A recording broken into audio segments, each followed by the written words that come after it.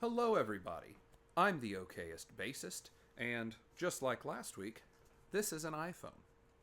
Let's talk about recording on it.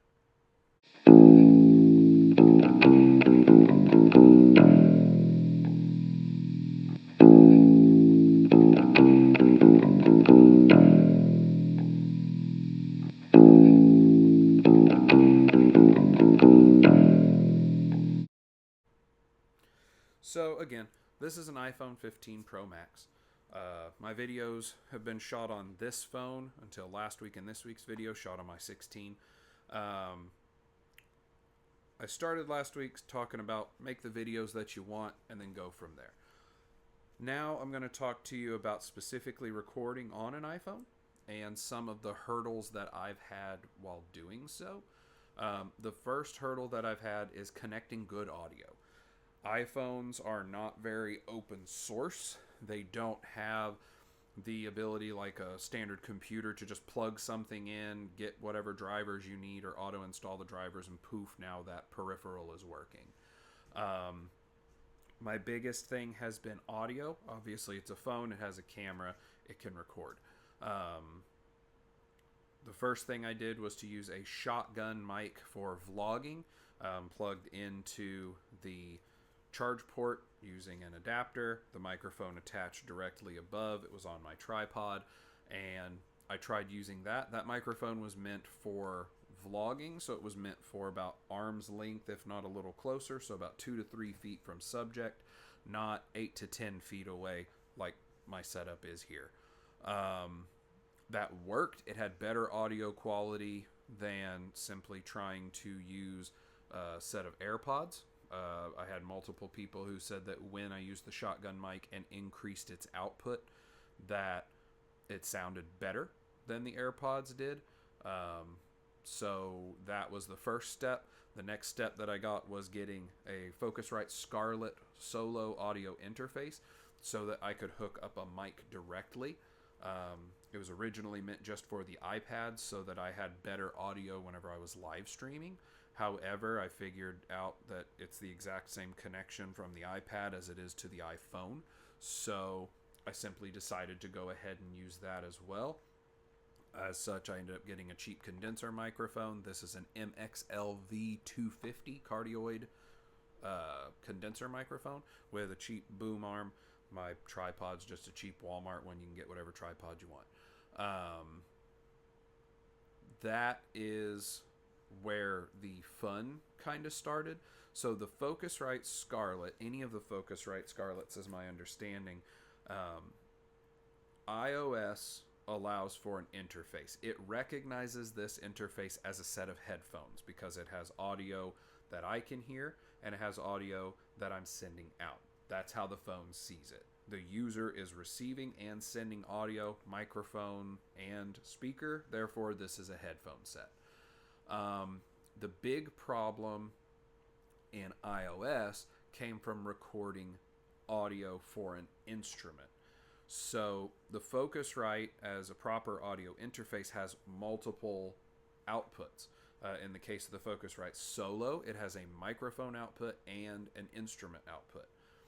Then those go through the interface. I guess technically they're inputs. They go into the interface, and then it has its output. If you load something like GarageBand, it recognizes them as two separate sources. But when live streaming or anything else but GarageBand, which is made to understand this, why the rest of the apps aren't, I don't understand. That's not on me. I'm not a programmer. But GarageBand will recognize separate lines of input from a single source. However, nothing else in it does. So I had to call Focusrite. I had to install the Focusrite controller on a computer. I had to use my wife's computer because I just use my iPhone and iPad for everything. And I had to get the controller, and there's a setting that Focusrite have made to combine all inputs into a single input. So on the Focusrite Solo, input 1 and input 2 are now input 1/2 on both channels. What that means is they are combined and they are treated as two of the exact same source. What does that mean to the end user? is that you basically have one signal that has both things. So if I am playing bass and I don't want to hear the microphone, I have to actively mute the microphone myself. If I am speaking and I don't want the bass to have a noise, I can't just turn that down. I have to actively turn the bass itself off. So volume knob all the way down. That is the way you can get around it and make it work in iOS. I believe it'll be next week. I'm going to actually do a video where I play multiple basses. So keep an eye out for that if you're interested in seeing some really nice basses being played in an okay fashion. But as far as the interfaces themselves go, I have no experience using any of the iOS devices that use a lightning adapter. So we're talking iPhone 15 and up, or an iPad Pro. I think the iPad Pro second or third generation started using USB-C as well. That's all I know of. I don't know about lightning adapters. I know that they have the lightning AV connectors, but so far as I'm aware, I know they had a headphone jack. That might be able to work, but I know that the Focusrite uses USB-C, and I would think that if you had to use an adapter from USB-C to headphone and then headphone to lightning, you're probably going to lose something. I know they had the audio-video adapters where you might be able to use that to at least get the audio source out straight, but again, it's going to be headphones. So I'm sorry, I don't know any information on that. But if you're using an iOS device or a PadOS device, if it's an iPad, with USB-C, I can tell you the Focusrite Scarlett works. You might have to go through and change that setting. Like I said, I called Focusrite because I couldn't find an answer online of what I needed. I figured the audio interface people who made it would know what to do, and they did. They were actually quite quick at knowing immediately what the problem was.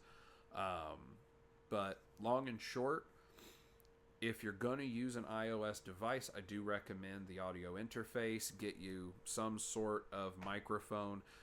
You don't have to use a condenser. You could use a dynamic microphone if you want to have something you can position straight at yourself.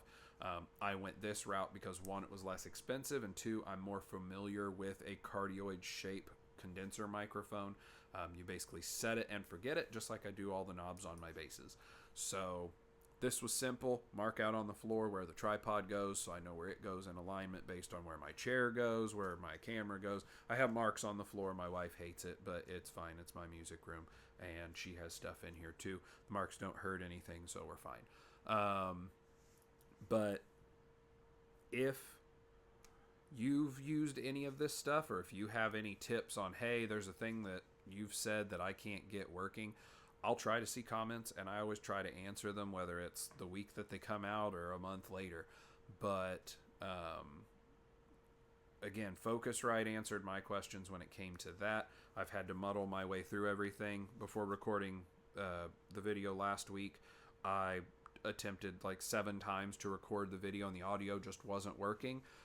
That one I loaded GarageBand, and when the microphone worked in GarageBand, I thought, okay, there's something weird going on. I go back to my camera, and the video audio just freaking worked. So I have no clue what happened.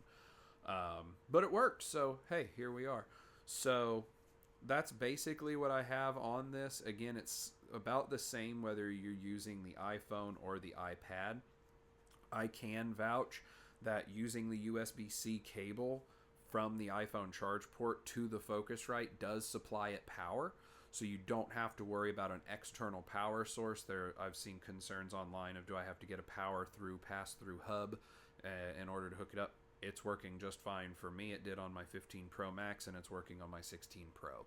So at least you don't have to worry about extra cables beyond all the other cables you have. But as always, thanks for stopping by. Thanks for watching. And I hope you have a wonderful day.